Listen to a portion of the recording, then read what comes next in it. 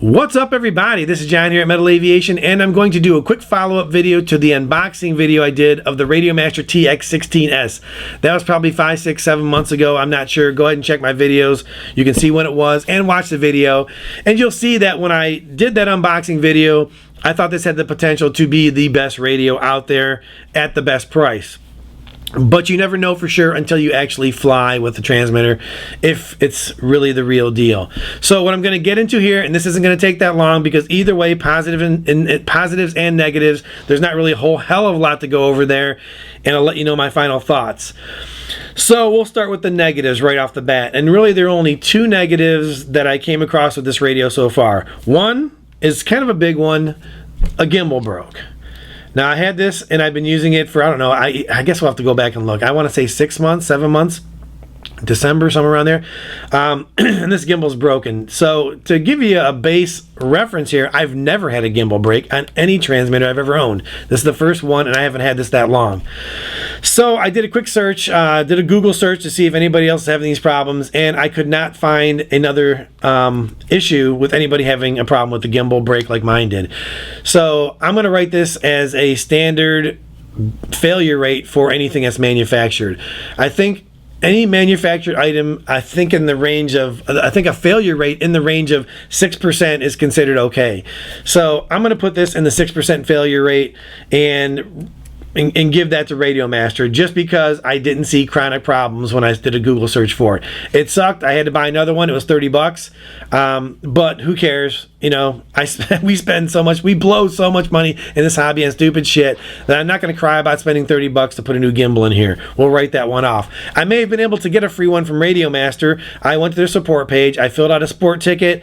And then 2 seconds later, I went and ordered one of these and got it 2 days later for $30. I wasn't going to wait around. I'll just spend the $30, get it back up and running, and I'm good to go. So that's what I did. We'll write this off as 6% failure rate. Radiomaster support, I don't know. I think I checked my email once or twice quickly, so I don't think I've got an email back, but maybe I did. Either way, I'm not gonna say anything either way because I really haven't put that much time into, verifying that I got the email and support did what they're supposed to do. I just bought the gimbal, replaced it, good to go. So that's number one. Take that for what it is. I don't think it's an issue. I just think I'm one of the ones that had an issue with the 6% failure rate. Number two, the 4-in-1 module. Now, I can't say anything to Radiomaster about this one because they don't create the 4-in-1 module. The 4-in-1 module is available in many different formats as an add-on for your bay in the back here. I think there may be other radios that have it. I don't know. But Radiomaster is kind enough to put the 4-in-1 module in here and for us to enjoy at a price of $160 shipped for the whole entire transmitter. I'm not going to complain about the 4-in-1 module. And the issue that I had with the 4-in-1 module is with Spectrum receivers. The problem I have with those radios with the 4-in-1 module is on certain versions of those radios, I get a telemetry loss, signal critical, alerts popping off all the time. I don't know what that signal is at because I can't look down while I'm flying to see what the number is. I'm sure there's a log, but I'm not going to waste my time looking at it because I've resolved the issue to a certain degree.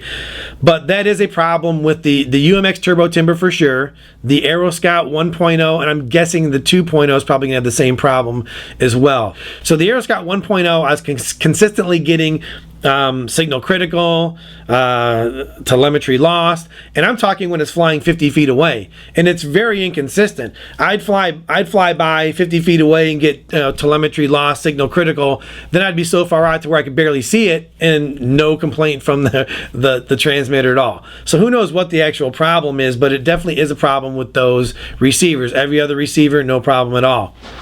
How I fixed that is I harvested a radio out of a Spectrum DX5, unscrew it, buy a separate module that radio plugs into, mount it inside a case with the antenna, and you can put it in this, I think they call this the JR bay, I don't know exactly what it's called, but you put it inside this bay, and now you have a legitimate DSM-2 radio in your Radiomaster TX16S. So that's what's going on there. Again, this has nothing to do with Radiomaster. This is 100% Spectrum, setup. Shocker. Horizon Hobbies figured out a way for us to have to buy more shit. So that's that. Easy way around that is either buy a legit Spectrum module possibly for this, which is probably going to cost like $150 or whatever crazy price they charge for it, or just don't fly those Spectrum receivers. Fly Lemons, whatever. There is a plethora of receivers out there you can use. I mean, the FR Skies are probably really the way to go because that's built right in the 4-in-1. They work perfect. So there's plenty of ways to get around that. But if you 100% want to fly Spectrum, you're going to have some issues on the newer receivers, no matter how you have this set up. So those are really the two things. The gimbal broke. I'm going to write that off as just a manufacturer glitch, and the 4-in-1, which again is not Radiomaster's thing, and that's only with Spectrum. Other than that, I have no complaints other than just little goofy stuff like when I roll the roller here and I go to push it down to click it, sometimes it rolls slightly and it moves to the next option. I click that by accident. Little stuff like that, no big deal. Other than that, I love this radio. This color screen, I don't know if the touchscreen's been implemented yet. I haven't updated OpenTX in a while on this transmitter, but I love this screen. When I go back to my Taranis, I have the Taranis X9D 2019 SE Plus, whatever. It was like the best one that they made back when I bought it, right? I bought the real deal. Well, not the real deal, but I was like, I might as well spend the money and get the bomb radio, right? Well, I spent $270 for that radio shipped in my hands. I spent $160 for this radio shipped in my hands, and this blows it away. The Taranis is a nice radio. Don't get me wrong. I really like it a lot. But after using this, I really want nothing to do with using that. This blows it away. The screen alone, kills it, and I love this radio, the 4-in-1 module. I mean, the Taranis at this point, my Taranis, basically, I did all the things to my Taranis to make it like this transmitter, and everything I did to my Taranis is actually built into this. So the Taranis is there, nice as a backup. When this gimbal broke, I grabbed my Taranis and used that to fly while I waited for the gimbal to show up. So I'm not going to hate on the Taranis, but the Taranis is going to collect dust while I use this. I think this is the best transmitter available on the market now. The price has gone up, since all the pandemic stuff. It seems like, everything has gone up in price. I think this is now to get this shipped might be a couple $100, whereas I got it for $160 shipped. It was $149 plus shipping. But that's it. As far as positives, like anything, I'm like, gonna jump for joy and tell you that's totally awesome, that makes this radio better than anything else. Nothing other than what I just told you. The 4-in-1 module is the big thing. As far as the button setup and the gimbals are good. I honestly don't think these Hall sensor gimbals are any better than when I fly my Taranis, but they're there and I use them. That's fine. I'm not going to jump up and down about them. They work to me no differently. I don't see a difference. Where the buttons are, I could care less about any of that stuff. They're fine. You get used to it. When you fly, all the things you think you're going to nitpick when you're looking at your transmitter and not actually flying, like, oh, this seems like it might be a little off center, or whatever goofy stuff you think of, once you start flying, you never notice that. And if you do notice it, then there is a problem inherently with that radio. But to be honest, I could take my DX5, which I think is really clunky compared to this. I don't like the sticks and everything. I start flying with it. I don't recognize any of the stuff that I'm kind of complaining about in my head before I start flying. So I'm not going to jump up and down and say there's anything that just totally blows me away about this other than the 4-in-1 and a few other basic things. I just really like it in general. Oh, I will mention that the battery compartment, I take that back. Right now I have these 18, I don't know what these things are even called, 18 650s. When I first got this, I threw a LiPo in it, and I was perfectly fine with the LiPo.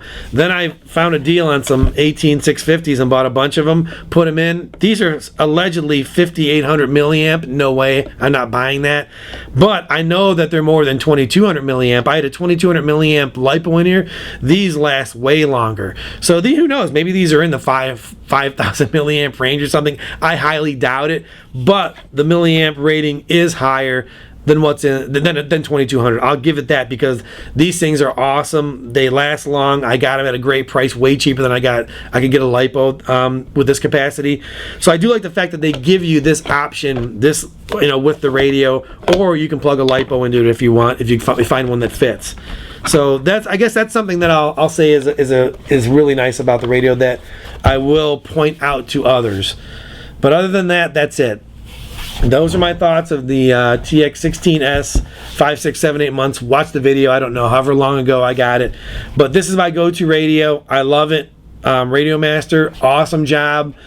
I can't really think of anything else to say other than this is my go-to radio. I recommend this radio for $160. This crushes the competition. Absolutely crushes the competition. The only downfall, and I've said this before, and this is not due to the Radiomaster, it's OpenTX. Any OpenTX radio is going to be a little bit more complicated than something like a Spectrum, right? So if you don't want to mess around with all the OpenTX and learn things and take the time to figure all that out, might not be the transmitter for you, and any OpenTX transmitter isn't going to be the transmitter for you. So that's it. That's it for this video. The Radiomaster TX16S, my go-to radio, the bomb radio. This is the radio to beat. To anybody, manufacturers that watch these videos, I doubt they do, but this is the transmitter to beat. I keep saying radio. We all call it a radio, so we're just going to roll with that. I'm going to probably go between radio and transmitter when I talk about these all the time. So this is it. This is the radio. Radiomaster TX16S. Get it while it's hot, son. Hollywood out.